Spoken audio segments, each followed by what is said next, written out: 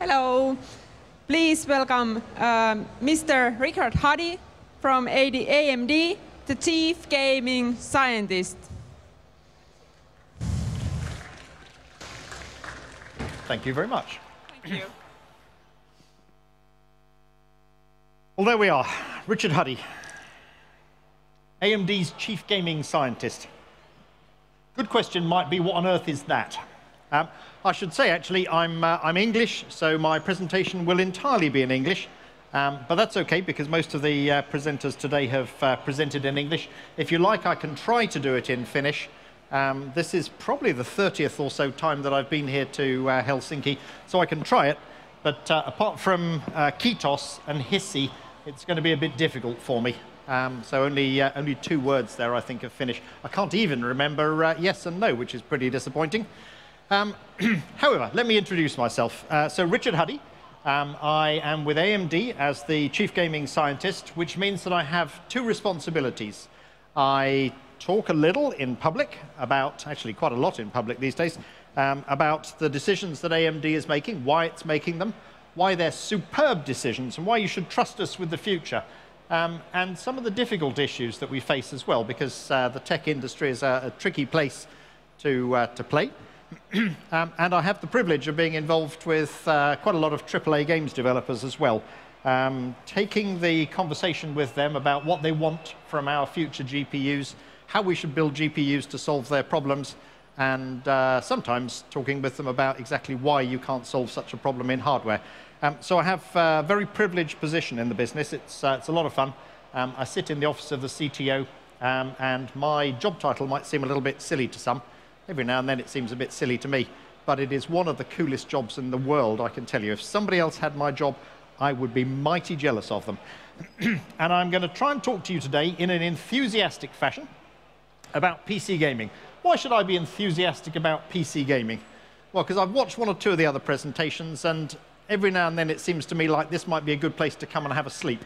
I'm going to try and keep it more interesting than that. And in particular, I would encourage you to heckle. Not to throw things at me, I don't like that.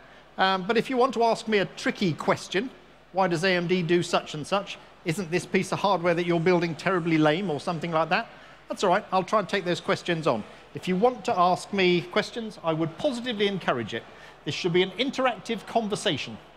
And at the end of it, you'll all walk away delighted with the decisions that AMD has made. Now, it's mostly about innovations from 2015. So let's take a look at the state of the world. The state of the world is quite something, really. We've got about 7 billion people on the planet. It's a big place. You can fit them all in. Sometimes feels a little bit crowded. But an amazing 10% of the world population plays games on PCs, which is one great reason to care about PC gaming. 700 million people, and we're not talking about Minesweeper all through the days of Windows 3.1 and stuff like that. We're talking about playing games. We reckon that there are about 400 million folks playing esports, which would get an upgrade even if they took one of the lowest end graphics cards that we sell these days. So very, very large numbers of people playing proper 3D games, trying to get a good gaming experience. Almost 10% of that, I think I have a typo in there, that's supposed to read 66 million people plus, played League of Legends online last month. I went to Riot Games' website. I apologize for the typo, because that's going to look like I'm trying to misrepresent stuff, and that's not the intention. It's supposed to be 67 million plus. I think it's about 67.5 million people in the last month have played. This is different people, not just how many games have been played, but 67 million people plus have played League of Legends, which is just amazing. I talk about the PC gaming business being a big deal at 700 million. It's 10% of the world population. That means 1% of the world population has played League of Legends in the last month, which is staggering stuff. And that game in 2014 had over $2 million in prizes, so you can make a living at it with a little bit of luck. There are, of course, prizes outside Riot Games' own funding. So it's a really big deal. Looking at the way PC gaming is evolving is good for business, good for understanding where we're trying to go. It makes a lot of differences to a lot of folks. I imagine almost everyone here downloaded Windows 10 yesterday, yeah? We all got ready for our upgrade and all got it installed. One of the best things that comes with Windows 10, quite apart from the Start menu, is Directx 12. Really, really impressive stuff. DX12 is the latest version of the API. I think they've missed one version out. There was no DX4. But Directx has been going for a dozen years or more now. And I've been involved with it pretty much all the way through that process, actually. DX12 is the latest iteration, and it's a very high-quality, high-performance API from Microsoft, absolutely designed to bring the best in PC gaming up to a higher standard still.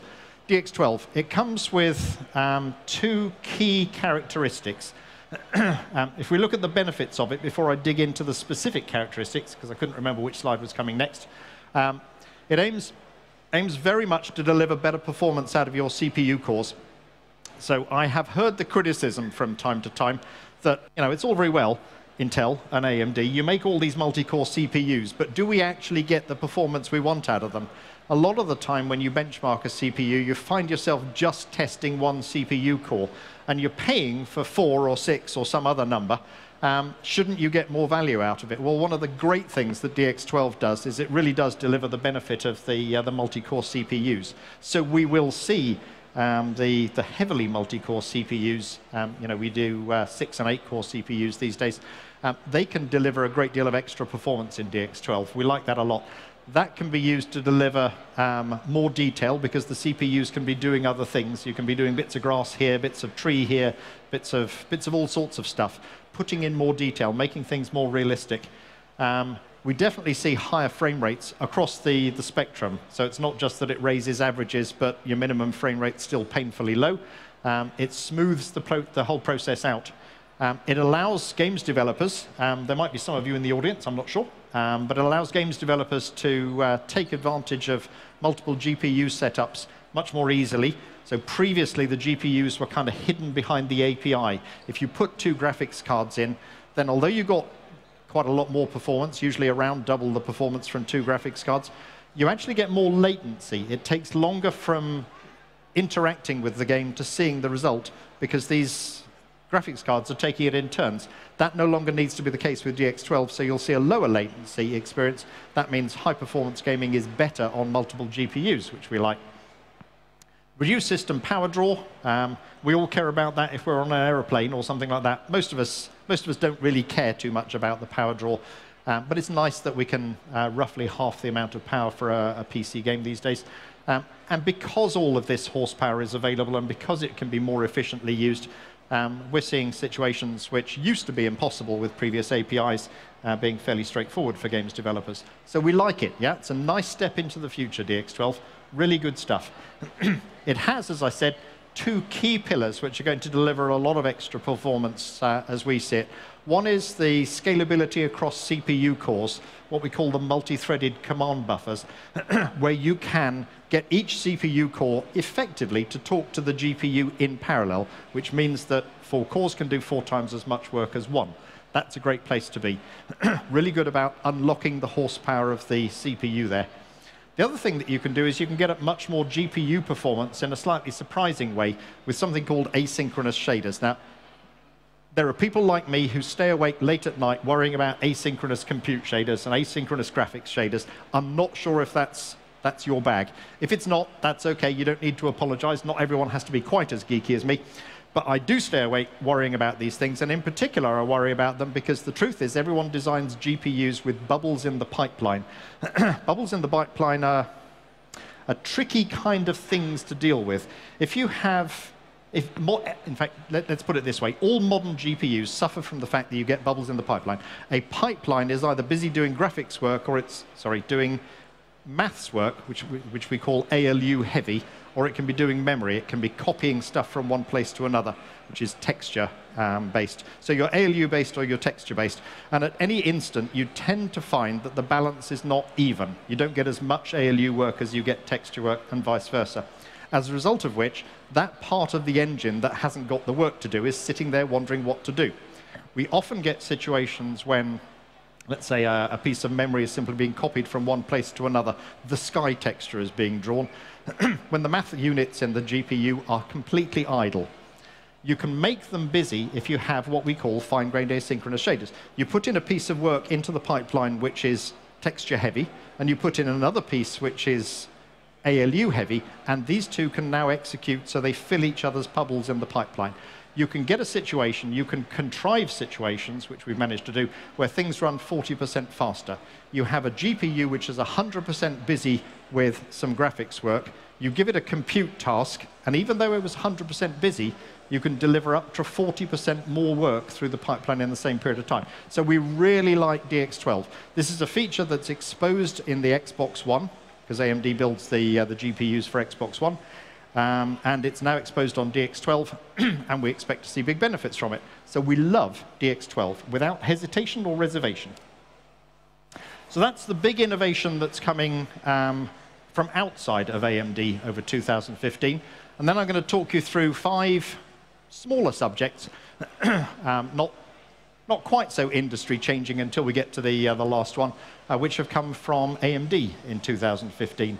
And they are respectively FreeSync, Liquid VR, the R300 and so on series, Fiji Fury and Nano, and Hbm. I can read from a slide.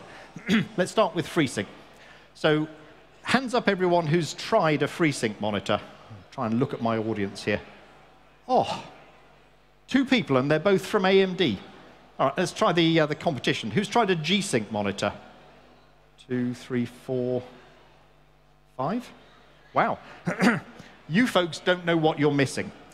And let me put it this way. If you've tried, here we go. So for all of those who put up your hands and tried it, did you think it was worth having? Did you think it made a difference? Yes or no? Yes if you put your hand up, yeah? And no?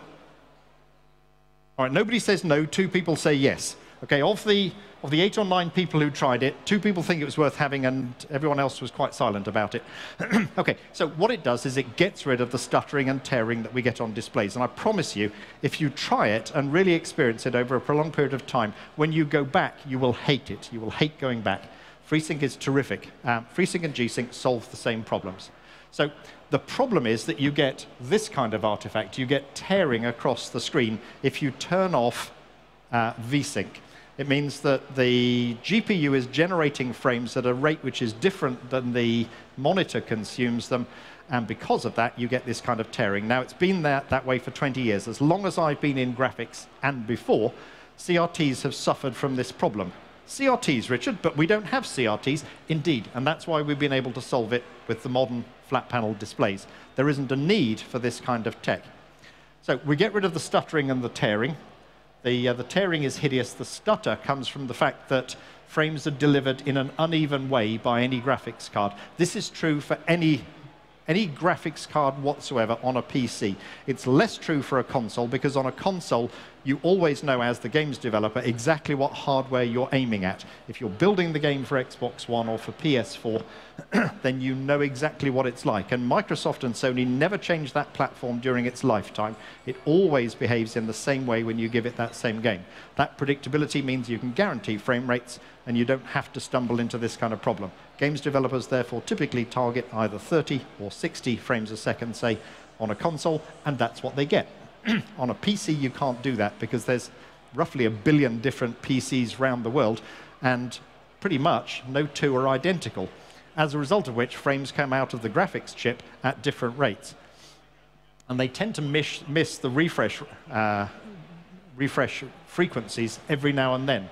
So a frame might arrive at exactly the right moment, and then the next one arrives either slightly too early or slightly too late. If it's too early, that's OK. You don't mind waiting a little bit. But if it's too late, you've missed a whole frame. And that means that you get a stutter. You get an extra frame of delay. So what that means is you're running frames at 60th of a second, 60th of a second, 60th of a second, and then suddenly crunch, one takes a 30th of a second. And you feel that as a stutter in the gameplay. I promise you, when you try it, you won't want to go back. We address it with FreeSync. FreeSync is an open standard. Any company is free to pick it up and work with it, which is one reason why we've had a lot of monitor vendors pick it up quickly. And it completely solves these problems. You'll see the AMD FreeSync logo AMD FreeSync technology logo on monitor boxes. What happens is the monitor becomes tuned to work in a different way. The monitor is allowed to say, hey, I can take frames pretty much anything from a 30th to a 60th of a second, or maybe a wider range than that. And when the graphics card generates them, it simply gives them to the monitor at that moment, and the monitor displays them at that moment, instead of waiting for the next 60th of a second. So you always get the frame when the game is ready to deliver it to you. That's a better experience. So the GPU's in charge of refresh rates inside this frequency range, and you get no stuttering and no tearing whatsoever in there. So we like that. It turns out that you get more benefits than just that. You get faster mouse input. You typically get low lag in these experiences. You never get tearing, and you get a true dynamic frame rates. So as the game speeds up and is able to deliver a better experience to you, you get that smoother experience. And if your PC is on the slower side and needs to chug a bit, well, that's OK, but you don't get any extra slowing down layered on top of that. So you get a really great experience as a general rule. It's a nice place to be. Importantly, with FreeSync, and this is different from G-Sync, importantly with FreeSync, it's based on 3 basic ideas. There is no proprietary hardware.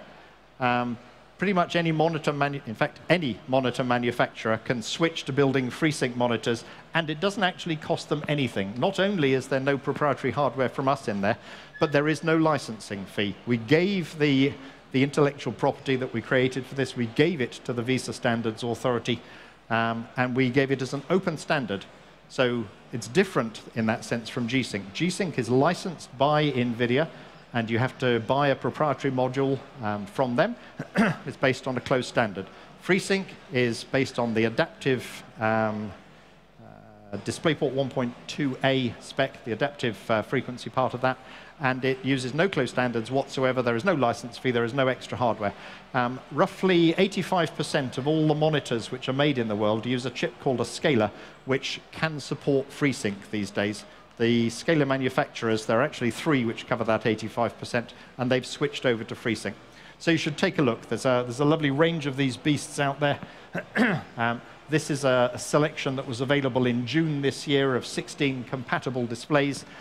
You'll notice that there's a lot of choice in there. If you're thinking about buying a new display for a PC, I recommend you take a look at this list and then think about picking something from it. They vary in size from, 24 inches upwards, up to 34 inches is the largest one I can see. There are 4K displays, there are 1080p displays, there are 1440, there are widescreen.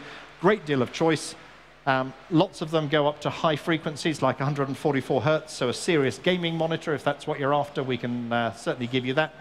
Some of them are somewhat lower, and indeed the 4K monitors start at as low as 30 hertz for those lower spec ones not on this list. So lots of choice, and great news, it doesn't cost you any more. So we like FreeSync. That's there in the market at the moment. The next one I was going to talk about was Liquid VR, and I'm only going to do one slide on it. Let's try another show of hands, and I have to cover my eyes so I'm not blinded by the lights here. Who here has tried a VR demo? Oh, excellent, excellent. OK, so those of you who didn't put up your hands, please go over to the AMD booth, or indeed anywhere else where you can try VR, and just experience it. Get a sense of what it's like to be in the world instead of watch it through a monitor. Those of you who have tried it will know roughly what it's like. And, and if you tried it as a games developer, or if you try it as a consumer, you'll see 2 different aspects to it. If you're a games developer, there are a few problems, and we need to address them. Well, this is the SDK that AMD introduced in March this year, which sets out to address some of the key problems in VR. It's about creating a comfortable, scalable, quality experience for games developers so that consumers can have fun too. Now, what I would say is if you try the demo on the AMD stand, what we have is Oculus's Development Kit 2, DK2s, on the stand. They are not production quality, yeah, because Oculus are bringing the production quality product out in first quarter of next year. So these are not production, these are prototyping devices. And for that reason, they give some people motion sickness. When you go out and buy your own VR headset in 3 months or 6 months, whatever it might be, then you'll be able to get something which gives you no motion sickness. Yeah, the problems are all solved, but this is an early prototype that we're able to show you here. So you get a chance to feel that sense of being in there, but it may give you motion sickness. You won't suffer from that later on.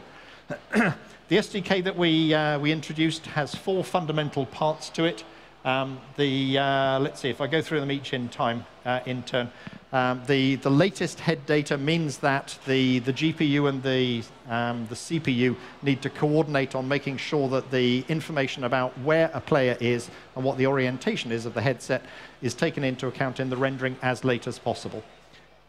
There's special hardware to do that in AMD's GPUs. We minimized the latency and stuttering by using the asynchronous shaders. That was something I was excited about in DX12. It's the same benefit here, that you get a smoother, slicker experience, which is more efficient use of the hardware. The Affinity Multi-Gpu, well, if you're a games developer, you'll care about this a great deal.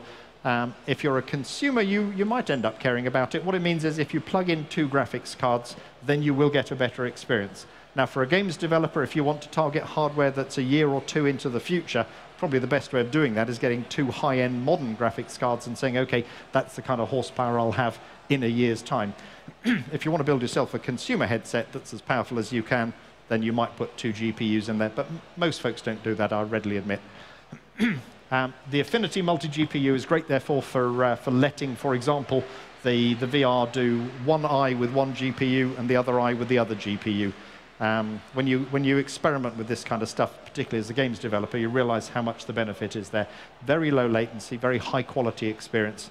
And then direct-to-display, that's more of a convenience function than anything else. VR developers used to complain to us that they'd plug in a headset and then they'd get half the desktop on the left eye and half the desktop on the right eye. And that's mighty confusing when you look in a VR headset. You don't want the operating system to be involved in that, so we hide it all from the operating system. It's really nice. Now, this is the most industry-changing material I'm going to cover today. This is HBM. HBM is a new technology. HBM stands for high bandwidth memory, and it's all about building GPUs and CPUs, indeed any kind of silicon that needs memory, for the next 5 or 10 years or so. To understand that, you need to realize where we are in the kind of memory world at the moment. In graphics, we have 2 curves that define our performance. One is the amount of math horsepower we can put onto a GPU, and that is just kind of the shader count. If you ever get into very detailed tech reviews, you'll know that we boast about shader counts of, oh, we've got 4,000 shaders. No, we've got 5,000 shaders, and more is always better. But these follow Moore's law, so we can roughly double the amount of shaders in there every 2 years. It's a lovely, smooth, exponential curve. But the other curve which really hurts us is the rate at which memory bandwidth grows, and it's a shallower exponential curve. We constantly get left behind on the memory side by the amount of horsepower we can put into GPUs, and it forces us to do some pretty unnatural things when we're building our GPUs. By addressing this curve, by giving ourselves something like double the bandwidth this year, and we'll double it again next year, we're taking a really big bite out of that curve. And we're doing it with extraordinary memory efficiency. So there's a whole bunch of detailed boasts here. High bandwidth memory. Well, we call it high because it's really high. The very first chip that's ever been produced with this is AMD's Fiji chip, and it gets 0.5 terabyte of bandwidth per second. 512 gigabytes per second. Is that a big number? Well, yeah, if you look at any other GPUs in existence, you'll know that that's the biggest number there is. No other GPUs, ours or anyone else's, gets close to that. They typically peak out at about 350 gigabytes per second. We're saying 512 on this first generation part, and we can push it harder if we need to. That's quite something. To be able to produce a jump of that nature is really important. It is super high bandwidth. And with the existing memory, where people go after about 350 gigabytes a second, you have to push the memory really hard. You have to clock it at about 1.5 gigahertz. That's what you see on a 390X. That's a really fast card. And we can't clock the memory faster than that. It isn't physically possible these days to build GDDR5 solutions which go significantly above 1.5 gigahertz. So we build HBM, and it solves the problem. And it solves it in a fantastically cool way. Instead of running, and that's cool with a pun and without a pun, instead of having to clock at 1.5 gigahertz, we can run this stuff at 500 megahertz, 1/3 of the speed, because it's 8 times the width. So we've totally re-architected the inside of our GPUs and the memory that they use to make them much, much more efficient. By pushing the power down from this 1.5 gigahertz frequency to 500 megahertz, we reduce the power consumption by about a factor of 9. That's a really big step. Huge amount of power reduction in the memory alone. Now, it's not the case that the only consumer of memory is, pardon me, it's not the case that the only consumer of power is memory. The GPU also eats a lot. But to be able to push the power down on the memory so much obviously changes the world a great deal. It's much more efficient in terms of the amount of energy it takes to shift a bit from one place to another, which is how we measure it in the tech industry. It's something like 9 or 10 times as efficient. Really impressive. And it lets us, because we pack all of the memory onto one die, it lets us build what we call smaller form factors. That means really small graphics cards, small performance graphics cards. So we can now build high-performance graphics cards, instead of being the kind of things that weigh a couple of kilos and only fit into a very large PC, now we can put them into a small form factor PC that my wife would allow into my living room. And she won't allow my big black box or my big beige box in the living room. She just wouldn't tolerate it. Wonderful innovation, really exciting stuff. Completely true to say that this is an industry-changing moment for an industry that is very, very hungry for change. GDDR5 has been pushed as hard as it could. And I'm not knocking GDDR5. We are the company that led the creation of that. So that was great stuff, but it's absolutely run its course, and it's time to replace it. But we do it like we did with FreeSync, with an open standard. So anyone can build HBM. Our competitors, other folks in other businesses, anyone can build HBM. And in a handful of years, you'll see it start coming into not only our APUs, our other discrete GPUs, so at the moment it's only up at the high end. It'll come into smartphones and tablets. It'll be everywhere because it's power efficient. And in smartphones and tablets, probably the one design criteria that dominates everything else is power efficiency. You need to make that battery last a whole day. And that's a challenge these days with as much horsepower as you put into these things. So we love HBM, and it really is a radical departure from the previous kind of things that we have built. What we build with HBM is this. You can see some slight extra green on the memory stack there. There are actually 4. I can't point to them terribly clearly, but there are 4. The 4 circled bits, sorry, the black bits there, are the 4 1 gigabyte stacks of HBM memory. We have this crazy wide bus, so there's a 4096-bit memory bus on there, delivering this extraordinary 512 gigabytes per second. We have a super fast GPU that's in there. This is the Fiji GPU. It's based on our graphics core Next architecture, which means that it's got that kind of technology in common with Xbox One and PlayStation 4. It has 4096 stream processors. That's the biggest GPU on the planet at the moment. It's 1011 square millimeters, which is physically the biggest GPU on the planet. This is the most advanced piece of tech in the PC business anywhere that I'm aware of. It's an extraordinary piece of tech. For those of you who love numbers, and obviously I do because I keep on boasting about 4096, so I'm a bit preoccupied with numbers. This has over 8 teraflops of processing power on it. And if you look at the average PC, it's maybe got 1 or 2 when you push it hard. And that would be a desktop PC with a decent amount of grunt. If you take a laptop, you're typically under 1 teraflop. This graphics card alone has over 8 teraflops. So it's a hugely powerful piece of kit. And we really like that horsepower. So what do we do with that horsepower? If you go and run the VR demo over on the AMD stand, then you'll see one of these cards in the PC that faces outwards towards the main corridor. This is a Radeon Fury X. This is the world's first card to have HBM in it. It's the first card to have a Fiji in it. It has some quite cool features. I think the most impressive thing about it is that this is not just a high-performance graphics card, but it's done in a very uncompromising way that is super quiet. The reason it's quiet is because it has that water-cooled radiator. We have since introduced the Fury, which is the close relative of this, but that's air-cooled. The Fury X is water-cooled, and for that reason is invariably close to silent, very, very quiet indeed. And we have an aggressively over-spec cooling solution on there.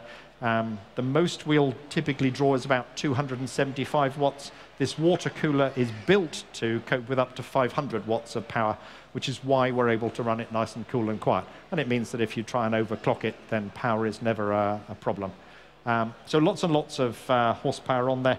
Some cool stuff in the graphics card, and the graphics card is on show, running a VR demo and doing a pretty good job of it.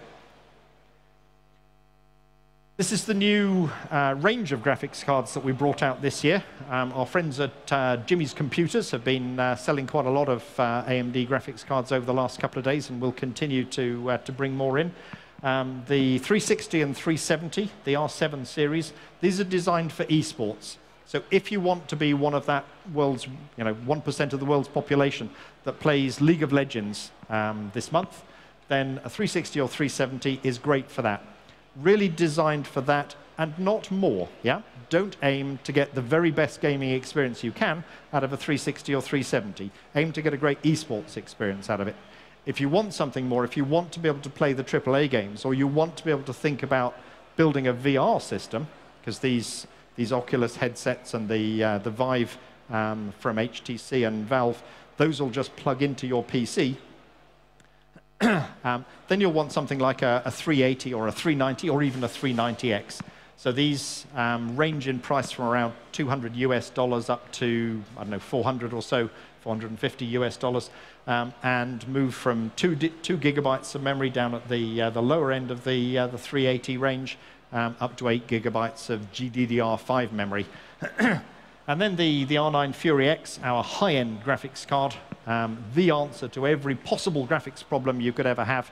That one has 4 gigabytes of HBM memory on it. Wait a minute, Richard, 4 gigabytes of HBM memory, but you've got 8 gigabytes of GDDR5 there. Isn't that better? Well, that's a really important question, and it's an important thing to understand when you're choosing a graphics card. Isn't 8 gigabytes better than 4? Well, it depends on 8 gigabytes of what. When you benchmark the Fury X, this is the test, isn't it? When you benchmark a Fury X, does it start suffering when you go to a 6 gigabyte game, or you start 4K gaming, you turn up the settings and you use a lot of memory? Well, the answer is no. Actually, the Fury X starts to lead by more and more and more against not only our cards, but of course against the competition as well. The Fury X's 4 gigabytes of HBM memory is considerably superior to anything else that's out there, and it's demonstrably so. So that's our high-end solution, US price $549. I'm not sure what that is in euros here with local taxes and so on, which is why I don't put the numbers on the slide. And then the card which I think is causing most excitement since our launch at E3, when we talked about the Fury X, and we've introduced the Fury X and the Fury these days. You can buy them both. This is the Fury Nano.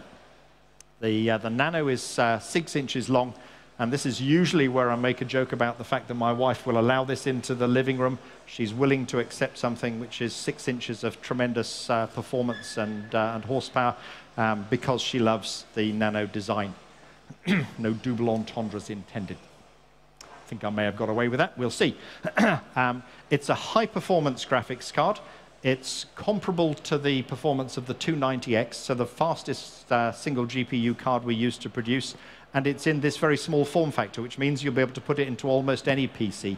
You'll be able to put it into a home theater PC or a media center kind of PC for living room use. And because it draws that much less power and is that much physically smaller, it's very happily placed there. Has 3 display ports and 1 HDMI 1.4 connector on there. It too is powered by the Fiji chip with HBM. So once again, winding up the resolution would be no problem. If you have a 4K monitor at home for your TV watching, then you can connect this up and it will absolutely deliver a great experience there. If you think about buying yourself an 8K TV, then this will lap it up as well. So these are the kind of specs that we end up with that I think are really impressive for a card of this kind of size. 175 watts or less, a single 8-pin PCIe connector, double the power efficiency, sorry, double the performance density of anything that we've been able to produce before, and double the performance per watt, making it the single most power efficient performance graphics card in the world, bar none. So we quite like that. It's really, really friendly for PC building.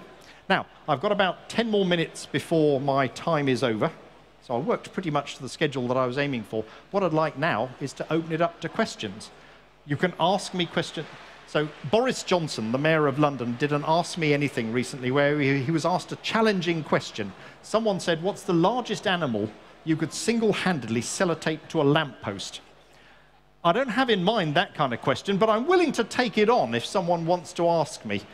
Ask me anything about AMD, and sometimes I'll say, no, NDA forbids me from talking about that.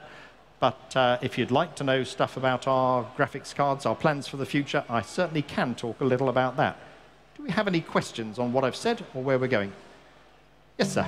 So I see a hand, sir or madam. I see a hand towards the back. I'm blinded by the lights. It's not that you're gender non-specific.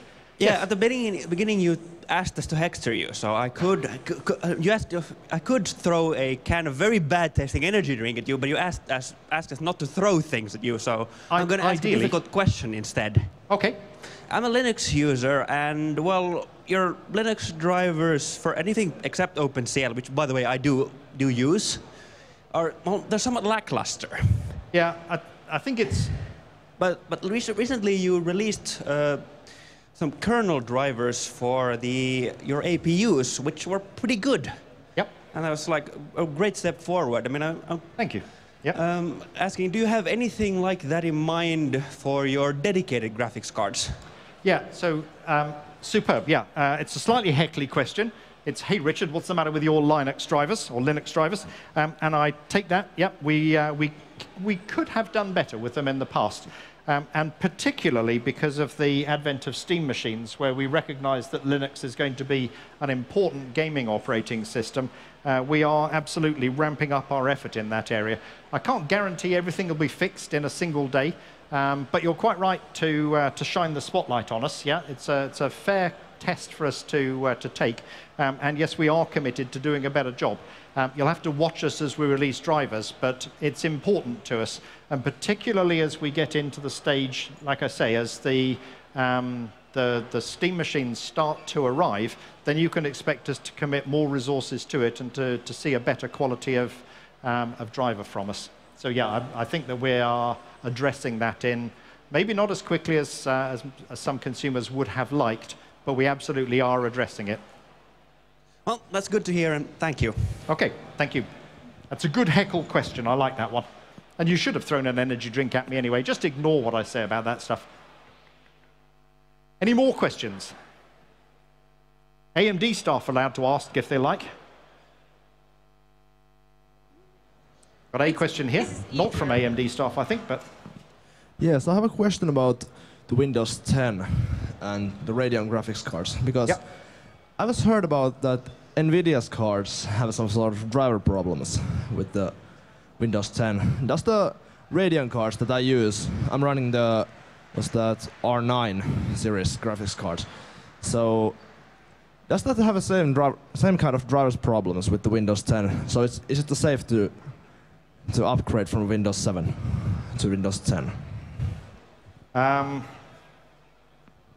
Almost like you're inviting me to take a pop at the competition. As I understand it, the problem that NVIDIA have had is that the GeForce experience conflicts with Windows Update on what driver you should have installed, and that fight results in things coming down in flames. To be fair to NVIDIA, I suspect that this will get solved very quickly. The fact that GeForce Experience and Windows 10 are fighting over this stuff is probably something they should have anticipated, and maybe they saw it but thought Microsoft would fix it, and maybe Microsoft saw it and thought NVIDIA would fix it. I suspect this won't last very long, but it has caused a great deal of furore. But because the problem is between GeForce Experience and Windows 10, no, AMD users don't have any problem. I would recommend that you get into that upgrade and get the benefits of DX12 quickly. My own personal experience of of Windows 10, I've struggled on one machine to get the upgrade to work, and that turns out because there's some downloads in the system folder which conflict and break it for me personally. But everywhere else that I've tried it, and that's only on one machine, everywhere else I've tried it, I've loved it, and I've never had a problem with Windows 10 and our drivers. Yeah, there's no fighting between those two. So yeah, I'd say get straight in there and do it. Okay, I'll do it today. Thanks. And if it doesn't work, email me, richard.huddy@amd.com, and use the subject line, "You said these drivers would work," and I'll get back to you. What a dangerous thing for me to say. But if it doesn't work, let me know, and I'll make sure the driver team are aware. I believe it will work smoothly. Any more questions from the audience? Hey. I just wanted to clarify. I think you mentioned the bandwidth as 500 gigabytes, and I think the slide said 500 gigabits. Yep. Okay, so you are the second person who has noticed that on the slide, and I promised the first person that I would fix it, but I obviously didn't fix it. I thought about... Oh, the irony of it all. Having had that pointed out to me, I thought about editing on the stage here as the slide came up. I thought, I can't believe it. I've missed that one.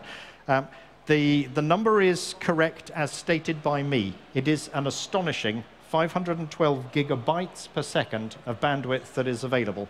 It is roughly 50% higher than is available from any other, or available to any other GPU on the planet. It is huge. And it comes from this super wide bus. It is not 512 gigabits per second. It is half a terabyte, or 512 gigabytes per second. But yeah, no one should have any doubt. I'm not trying to hide a small b in there on purpose. It's a typo. Also, how excited are you about Vulcan? How excited am I about Vulcan? I am very excited about Vulcan. Vulcan and DX12 take the industry into exactly the place that AMD had in mind when we introduced Mantle. Those of you who, I know there are a lot of folks here who speak Swedish, and I wouldn't be terribly surprised if there's folks from DICE here. The folks at DICE who we worked with, along with a few other developers as well, but DICE were probably the most prominent, they did a fantastic job with Mantle, and they have been very keen enthusiasts, very keen evangelists on our behalf, if you like, for let's make low-level APIs the way of the future. Now, games developers fall into two groups. You have those who want to push graphics really hard, folks like DICE, and you have folks who are kind of journeyman programmers who are just trying to get the job done, and who are maybe not so aspirational when it comes to graphics. If, for example, you are writing Cut the Rope or Angry Birds, you do not care about the extra 500 frames a second that the game could run at. It's already running faster than you would ever care about, so it doesn't matter. Those folks, and that's probably the preponderance of developers, do not need to go to the next APIs. But those folks on my left there, on the right as you look at it, the folks like DICE and Epic and so on, people who push graphics engines super hard, these are the people who want low-level APIs. And it is absolutely the vision of AMD. It's why we set out to make Mantle, that the whole industry would shift and allow these low-level APIs everywhere. It turns out that Vulcan is so close to Mantle that everyone will be in a state of ecstasy when they develop for it. Anyone who has done Mantle programming will just pick up Vulcan and work with it easily. It's so much based upon the Mantle spec. And that's what we wanted. We simply gave the spec to Kronos and said, hey, we think this would be a terrific basis for your next low-level API. What do you think? And essentially they said, yeah. So we're very excited about it. It delivers what we want. Yeah, this was never about a proprietary play. This wasn't about, hey, let's get it to run fast on AMD and who cares about everyone else. It was about bringing the industry forward. It's that kind of conversation. And the fact that DX12 and Vulcan are these superb low-level APIs and they are properly uniform across various vendors' hardware. So NVIDIA's hardware, perfectly capable of running DX12 just like us. Perfectly capable of running Vulcan just like us. That's the way the world should be. PC developers do not want to have to target one particular vendor. So problem solved as far as graphics performance is concerned. We love it. We are wildly excited about it. And we've got lots of experience of delivering high-performance drivers, so we expect a good deal on the way up. I hope my enthusiasm came through. We've got time for another question. Wherever the microphone is, oh, there we are. OK, yep, next question, please. Good afternoon, Richard. Sorry? Good afternoon. Oh, good afternoon to you. Sorry, I thought for a moment you were speaking in Finnish and that I'd gone blind or something, but no, we're all good. Your Fury X seems to have some difficulties fighting against the lightest products of your main competitors. And I would like to know if you think you should have focused on the second generation of HBM memory like he did. OK. So the question as stated is, your Fury X has problems fighting against the high-end cards of the competitor. Shouldn't you have focused on HBM2 instead, maybe, yeah? Fair summary? That's it. OK, so the answer is no. Actually, the Fury X is not designed with the aim of with the sole aim of being the fastest graphics card in the world. Actually, it's designed from a different viewpoint from that. It's, can we deliver a great VR experience? Can we deliver a great 4K gaming experience where you turn the settings up to maximum and play at great frame rates? And absolutely, Fury X does that. Now, it does a bit more as well. It allows us, this is the second part of the question that I'm leading into, it allows us to build an HBM chip, and no one else has been able to do that. To do that, you don't just take, if I go back a few slides, you don't just take the HBM memory, which sits on top of the interposer. So the green stack there, you don't just take the green stack and glue it to the GPU in some kind of way and hope that it works. You have to build this yellow thing, the interposer. This is a hard thing to build. And the fact that we have built it for HBM1 means that when HBM2 arrives, we have a great deal of experience that will allow us to exploit that platform as well. So if nobody built HBM1 and just waited for HBM2, well, the numbering system would fall apart, and we wouldn't like that, would we? Especially me, preoccupied with numbers. But most of all, it would mean no one was out there innovating and getting stuff done. The experience that we have in building HBM1 means absolutely that we will deliver great HBM2 stuff next year. Yeah, we're going to be able to take advantage of that. But my, oh my, we have delivered something authoritative here. And does it really not stand up to the competition? I think so. If you benchmark it at 1080p, it wasn't designed for that. That's like benchmarking a Ferrari by driving it across Helsinki in the rush hour. That's not a good plan. If you want to find out how fast it is, wind the resolution up. Go to 4K. Go for higher settings. Maybe play at 5K. Then you see the Fury X wins. Then you see the Fury X doesn't just beat a 980, it beats a 980 Ti. And actually, we beat the Fury X when you go to the high enough resolutions. Take a look at TweakTown's reviews, where they have multiple Furies in a system, and look at the kind of scalability we have there. It is a phenomenal solution. But it's not just about beating the competition, it's about delivering a great experience. Yeah, that's the fundamental for us, and absolutely it does it. Thank you, Richard. Thank you very much. I'm sure that you are willing to answer questions after the show. Including about sellotaping animals to lampposts. Yes, yeah. I'd be delighted. Yeah, I'll be over on the AMD stand. Yes. So thank you very much for your attention. Thank you. And we will have a next show starting at 6 o'clock, and Ville Kivisto from Minefield Games will be presenting ideas from VR. Thank you. Excellent. Thank you very much, everyone. Thank you.